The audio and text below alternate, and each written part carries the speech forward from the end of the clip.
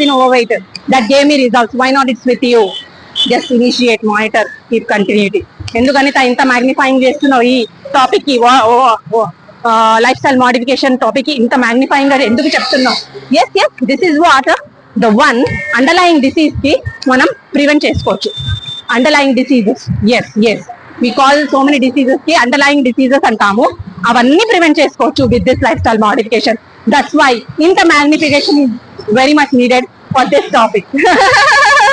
ఏం మాట్లాడుతున్నావు అనేది అస్సలు అర్థమైతలేదు.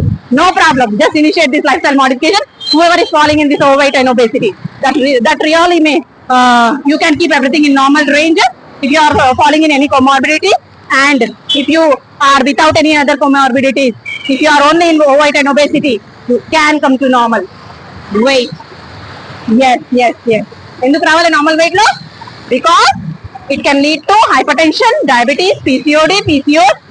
వీటిలో అన్నిట్లో fall it make us fall in this. That's why మనం ఈ లైఫ్ స్టైల్ మోడిఫికేషన్ చేస్తున్నాం. చలో, బై బై ఎవ్రీవన్.